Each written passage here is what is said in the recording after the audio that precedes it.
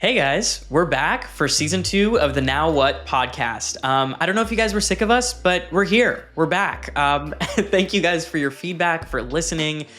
You're the reason we're coming back, and we have some amazing episodes lined up for you this season. As always, this podcast is focused on young adults, epilepsy, and the problems they face. I am one of your hosts, Karan. And I'm Sophie, and we are also advisors to the Cameron Boyce Foundation. TCBF honors Cameron's legacy by empowering young adults living with epilepsy through education, support, and community while working to end SUDEP. Before we get into the episode, I want to thank our phenomenal sponsor, UCB, for making this conversation possible. We have fun making these episodes, and hopefully you guys are having fun listening to them, but it seems like it. Each week, we discuss an important topic relating to epilepsy and young adults. And this week is no exception. We are talking about shame and epilepsy with Dr. Eleni Rizakos, who is back, second time on the podcast, and Sameera Polavarapu. And Sameera is a NYC-based writer and strategist who works at the intersection of culture and design. She helps transform insights into strategies, stories, and experiences that drive accessibility and advocacy. Her career spans through startups like Blank Street and Kava to global brands like L'Oreal and Lego and nonprofits like the World Wildlife Fund. She's also the founder and host of Earth to Society, a studio and podcast connecting climate, culture, and community. We thought this was a really special episode and relatable to people who have epilepsy and also just anyone in the world who's experienced shame in their life, which is probably all of us. So we hope you can take something away from this. And with that said, let's get into it. Hi, Sameera and Dr. Rizakos. Welcome. Thank you so much for being here with us today. Thanks for having us. I thought we would start off in the most cliche college essay way by starting off with the definition of shame. Okay, so here's what I have written, which is shame is a distressing emotion characterized by self-perceptions of being flawed and worthless and accompanied by behavioral impulses to retreat, withdraw, and vanish. I've also got here cited that research has shown that people living with epilepsy have significant experience with shame, and that can predict higher levels of anxiety and depression and even lead to changes in seizure frequency, treatment, and overall quality of life.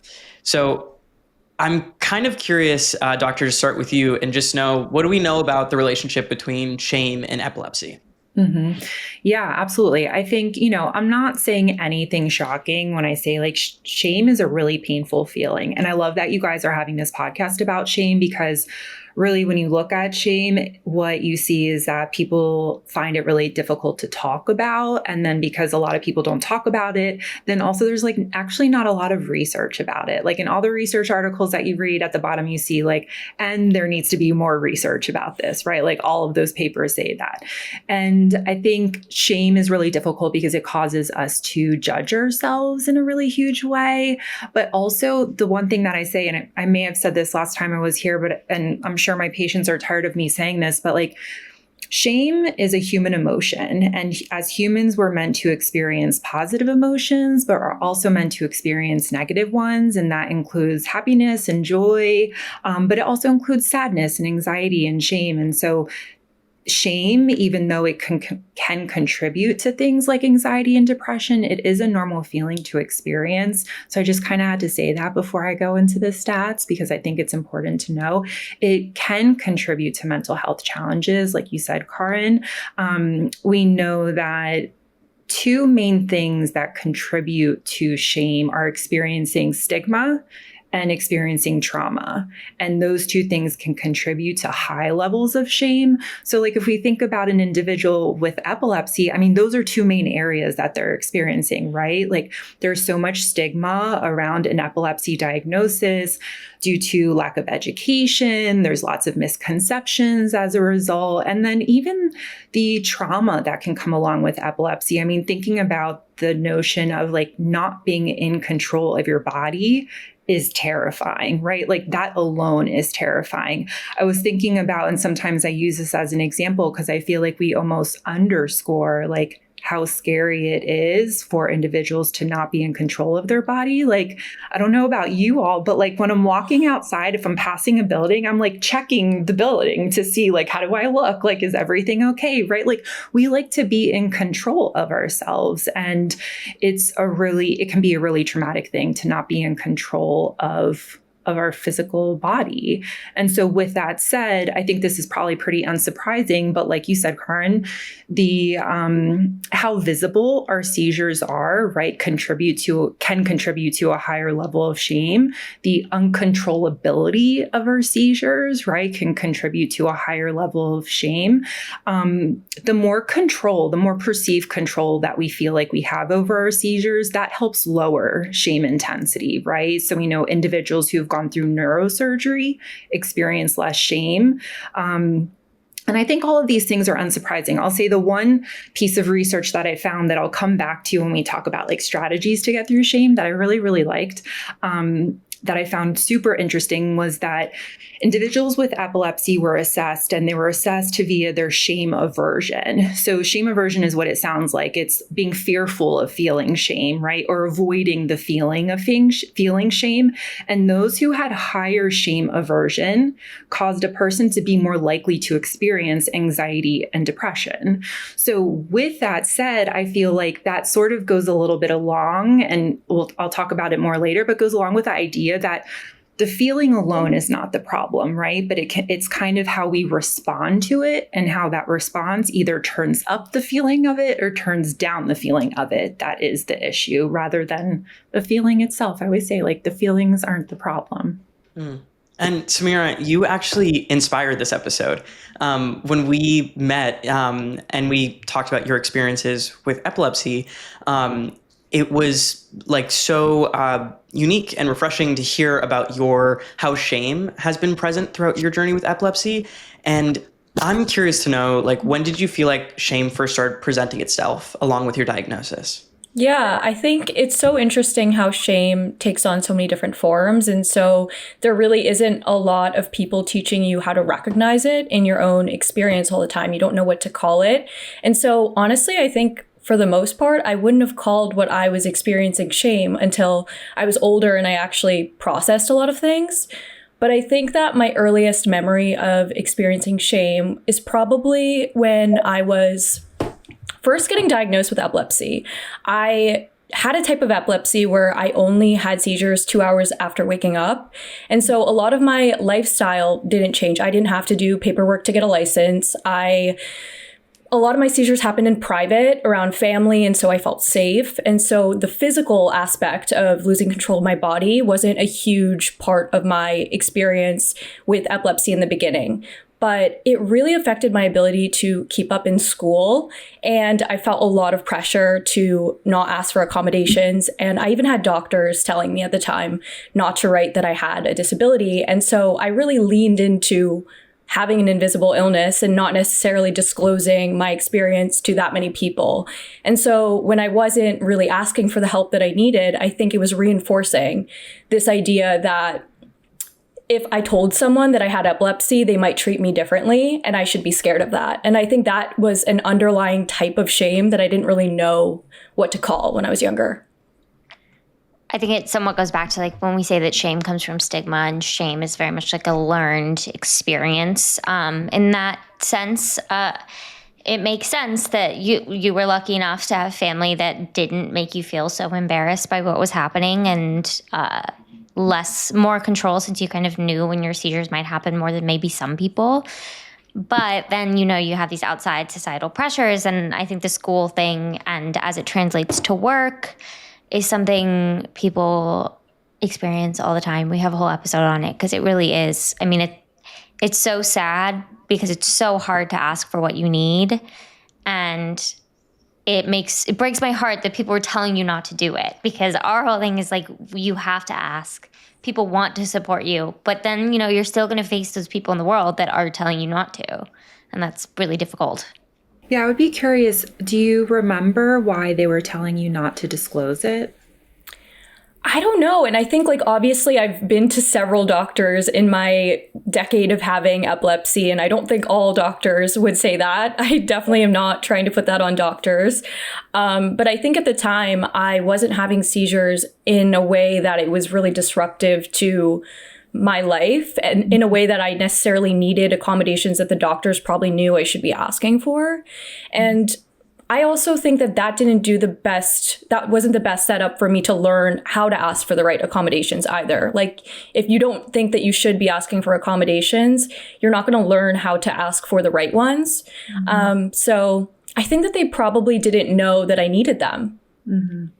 I could also be completely guessing here, but I think sometimes people come from the intention of wanting a kid to feel, quote, normal, and whatever normal is. And they are like, they may have been coming at it from a totally positive, like, no, you're going to be able to live your life totally normal, and like discouraging you it could have been a totally positive way.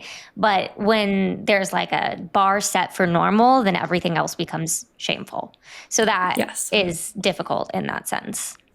And also, I think talking about your diagnosis can obviously help reduce the shame that you feel. But I also imagine there's experiences where it kind of intensifies the shame because of misunderstanding.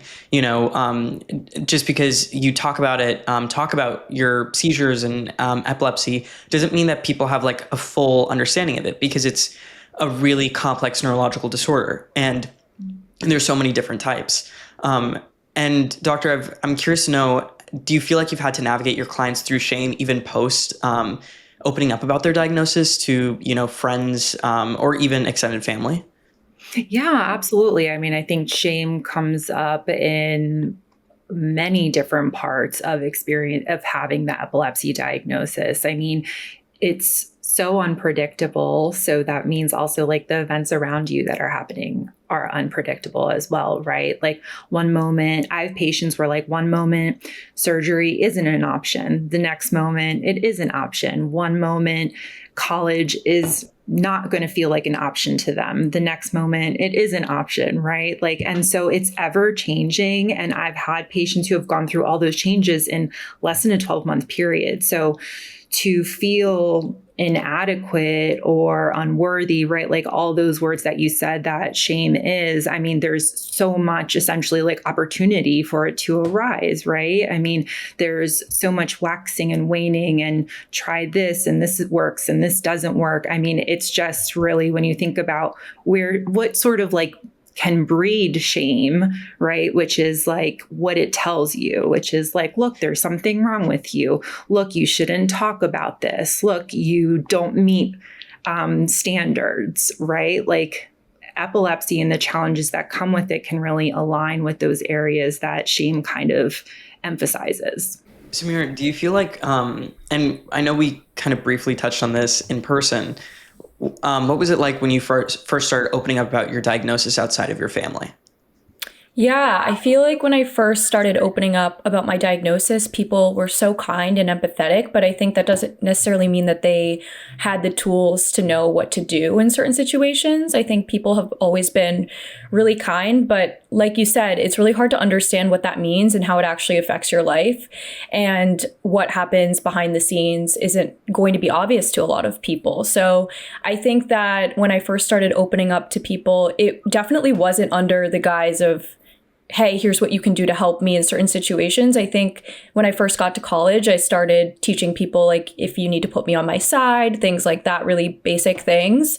But it was definitely a mixed bag in terms of how comfortable people felt and how equipped people felt to be there for me, whether that be emotionally or physically.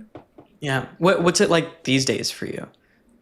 I think these days I feel really passionately about talking about having epilepsy to people and sharing my experiences, because I just think that the education is so important for people to understand what different experiences look like. Even if that is just my experience, they're able to get a window into what having epilepsy is like. And I think I'm very much proud to let people know that this is something that I've been able to navigate within my life. So I mean, I think it's something that I'm happy to share. I don't think it's something that I lead with all the time, but I'm really happy if it comes up. It's also not all of you, so you don't have to lead with it if you don't want to. That makes sense. I'm kind of curious, which this is a little bit off of our question. So Karan, if I'm jumping here, you can stop me. But because we get a lot of very brave well-spoken people on this podcast who have epilepsy, like you, Sameera.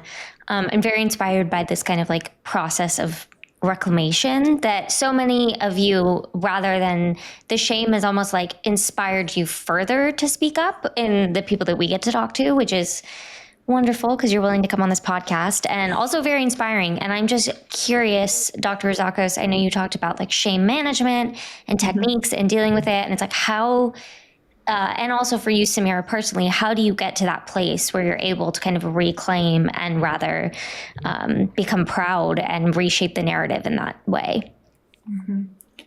Yeah, I think that, when we think about shame and its impact, it really can impact an individual in many ways. I think I see with my patients, if you have a voice that is telling you that you aren't enough or unworthy and that you don't meet standards, that can create a lot of anxiety. If it's telling you that you aren't enough and you're unlovable, right? That can create a lot of depression. And then I think sort of that the definition of shame, right? Having that second piece, which says then it tells you to isolate, right? I think that's a really important piece in terms of how it impacts individuals, because from an anxiety standpoint, exposure is like a main intervention for anxiety, right? Like showing your brain that you can handle difficult things and it doesn't need to send those alarm signals all the time. You do the hard thing and then your brain sees like, we're okay, right? Like we got it. We can handle this. We don't have to keep sending these anxiety signals. But if shame is telling you to isolate, then you're really not getting those exposures, right? And similarly with depression, behavioral activation is a primary intervention for depression. And it really just means engaging in activities that support mood, even if you don't feel like you want to do them, right? Doing them anyways, connecting with others, socializing, doing fun things. And again, if shame is telling you to pull away and to isolate, then you're not getting those connections that support our mood. And it really doesn't matter, right? If you're an introvert or an extrovert, if you lose energy or gain energy by being around others, we're social beings, right? Like thinking all the way back to even like caveman days when we needed a tribe to survive, right? Like that's in our cells. Like we need to connect to survive. So for shame to be telling us disconnect, right? That's a really big thing that it's doing, that we need to work on to help us move through it effectively.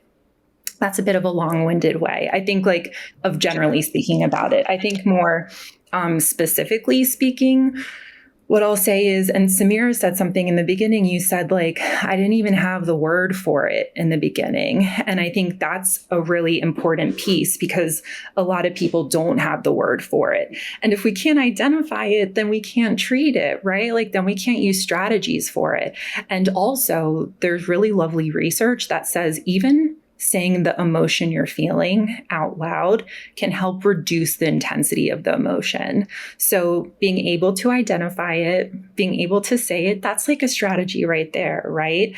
And then after you identify it, I think being able to figure out what your shame triggers are can be really important because they're going to be different for everyone, right? Mm-hmm. So for some people, and I think a lot of people would say, well, having the seizure is my shame trigger. Mm-hmm. But I would challenge individuals to go like a little deeper. Like, what is it about the seizure that causes that shame, right? Is it that you feel unlovable because people are treating you differently after and people aren't asking how you are? They don't know how to approach you. Is it because you're feeling inadequate after because you're falling behind on schoolwork? So I think it's really important to try to identify the specific triggers, because then we can use a very specific intervention, right, to help the shame. And then I think another piece too is just thinking like, do the opposite of what it says, right? So if shame says you're unworthy and you should isolate and you don't belong and you should feel embarrassed about me, then if we think about like, how can we create an unlivable environment for shame, right? Then it would be doing all those opposite things. So if it says judge yourself, be fearful, disconnect, then we want to give ourselves kindness, a lot of non-judgment. We need to pull up some bravery and then really try to connect with others. Wonderfully well said. And I do think that the isolation aspect of it is particularly resonant when we're talking about epilepsy, where I think people already often feel very isolated because of how individual, which I say this almost every episode of a disease this is. It affects everybody differently. I mean, like you said, Sameera, 2 hours after you wake up, you have a seizure. Like it's so specific person to person. And I think that's isolating in itself. And then when you add shame and stigma to it and that kind of feeling, it can be hard to recognize when you're in isolation and get out of that yourself. So it's a good point of like pushing yourself to see people when you don't want to, or to trust a family member or best friend with how you're feeling in that moment, just to break some of that isolation. I think can be really prevalent here. But I also think the naming thing, we talk about diagnosis of epilepsy and how big that can be for people and knowing how to treat it. And I think you're right that it completely extends to shame and mental health in general. I'm curious for you, Sameera, how long did it take you to get your epilepsy diagnosis? Yeah, it was actually very quick for me. I mean, it's when you have 2 seizures, typically is when you're diagnosed with having epilepsy formally. My first seizure was it happened behind a closed door. So they didn't know that I had a seizure. And then the second time it happened, they kind of just put 2 and 2 together. And that's when I got my diagnosis, probably within 6 months of my first seizure.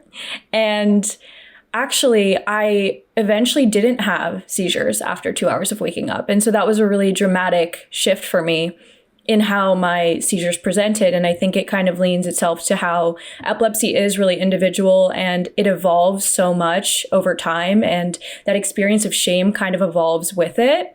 And I think that when I think about all of those different touch points, I've actually to the week am seizure free for 5 years.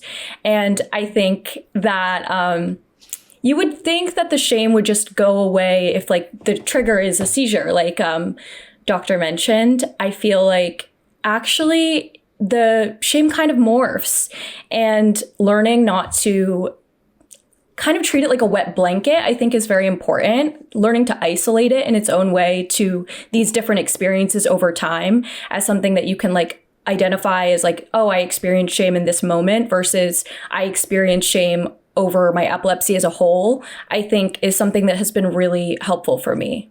I think that's a really good point, Sameera, because there's another piece of, we think like, oh, maybe the seizures are just happening in the morning. You can get on with your day, right? You can function. And actually, there's also really nice research. And I think this is what I see more often than not, I think with my patients who have medical diagnoses, including epilepsy, is that sometimes we're using functioning as a way to avoid the feeling.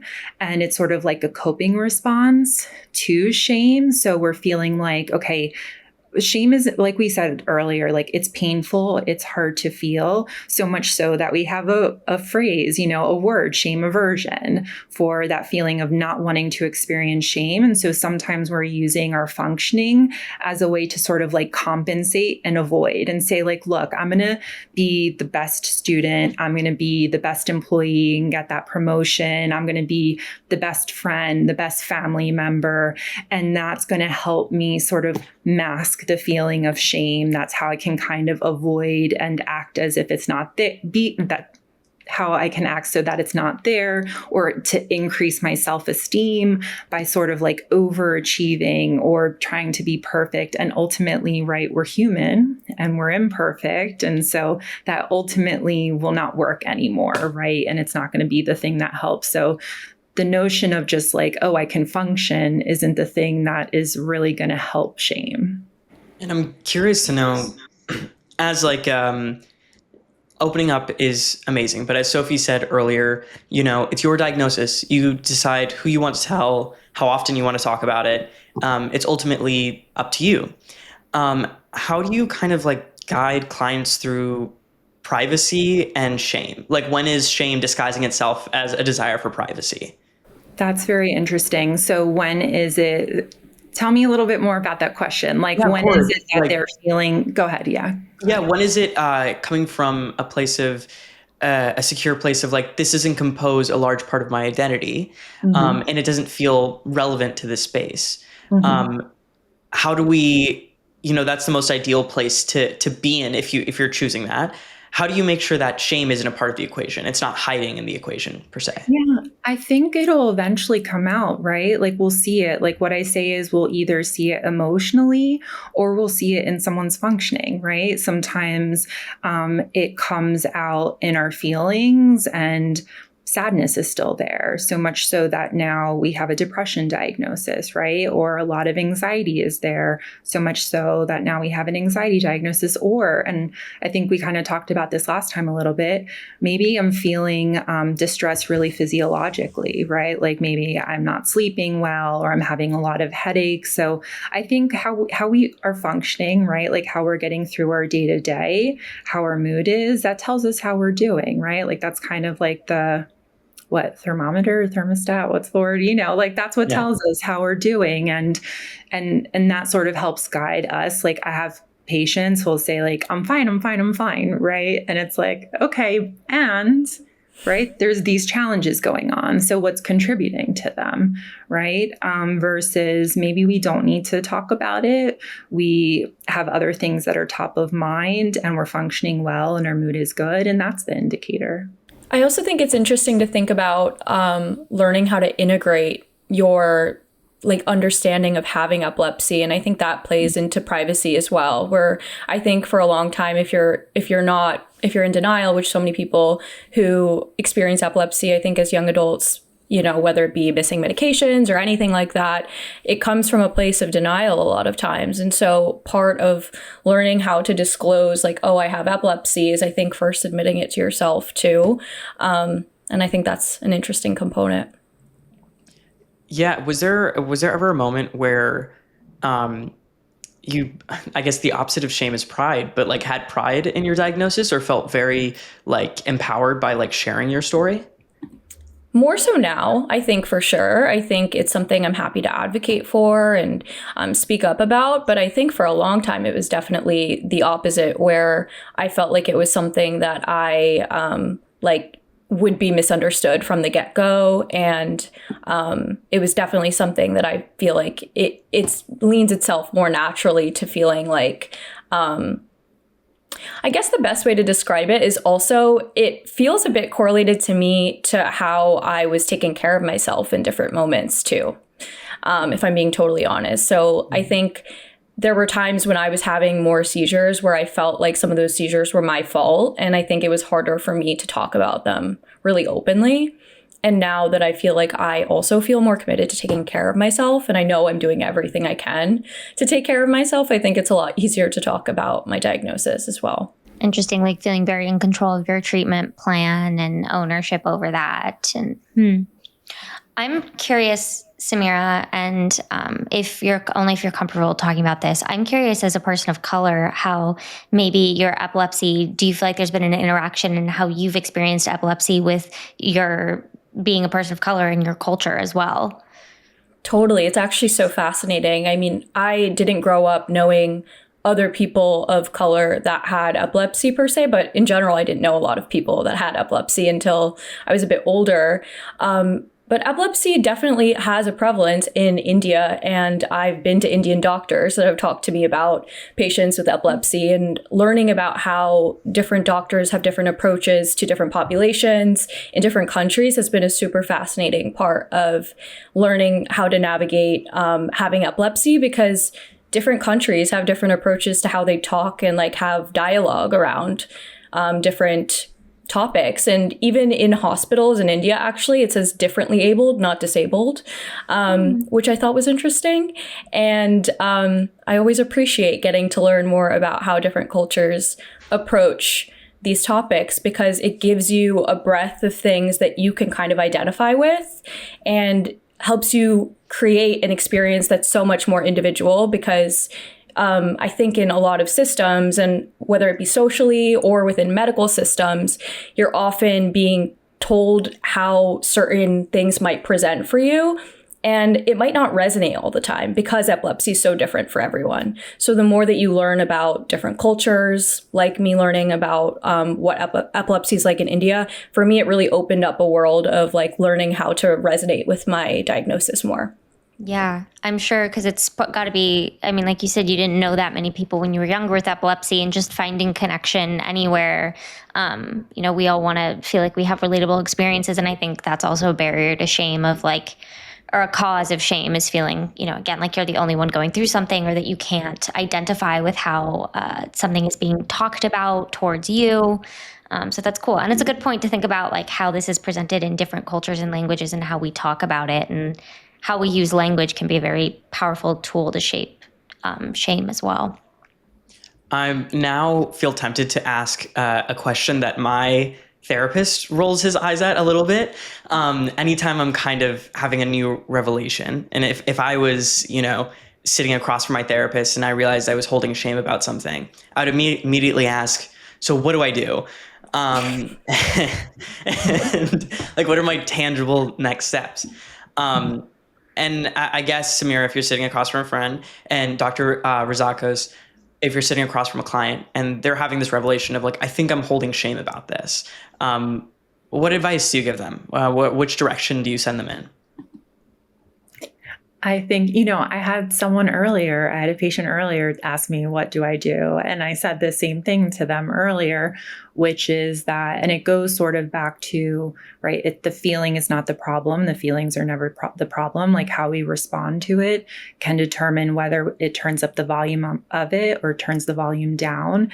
And I think, honestly, the first thing to do is allow it to come up and see what it says and see what it does, and really work against that shame aversion, right? So there's a type of therapy called acceptance and commitment therapy. It's called ACT for short. And I mentioned it last time, it's one of my favorite types of interventions because it talks about not challenging feelings, which I think is really appropriate for individuals who have epilepsy. It would be moronic to say, don't feel sad or worried, right? Like, that just does not work. I think that they use a lot of metaphors in ACT, right? So, and I noticed they actually use a lot of like water metaphors, but one of them is that, imagine yourself walking around in a pool, and in the pool is a beach ball, and the pool sort of represents your environment, and the beach ball represents your feelings. And in this instance, right, it could be shame. And we could try to take that beach ball and shove it under the water and avoid it and pretend it's not there. Ultimately, though, we're going to get distracted. Something's going to happen. We're going to let go, and it pops back up at us like 10 times harder, right? And it like smacks us. Versus we can see that it's there, allow it to exist, kind of walk around, like live our life. Sometimes the ball is going to float closer to us and we're going to feel that feeling stronger, but also sometimes it's going to float away, right? And we're going to kind of forget that it's there. And I love that idea of that being the first thing to do, of just learning to practice not fighting it and allowing it to be there. In actuality, not fighting it allows it to pass by faster. I have the same answer. I think the Barbie monologue came in my head. And I think it's just really important to let yourself feel it, and just let yourself understand that it doesn't necessarily need to be forever. So just like your therapist, Karan, they would say, don't ask, what do I do now? To be fair, yeah. I look at this man with sheer panic and I'll be like, what now? And he's like, how about let's just observe the feeling? Just see what it happens. Makes sense. Thank you, Dr. Rizakos and Sameera, for talking with us today about shame and epilepsy and your experiences. If you guys like this episode, or maybe you didn't like the episode, but you still want to learn more, you can go to thekarenboycefoundation.org or find us on Instagram or Facebook. We have support groups. We have really cool support tools, toolkits, all the fancy things that maybe you should check out. And as always, thank you to our sponsors, UCB. All right, bye. Thank you, guys. Bye. Thank you, everyone.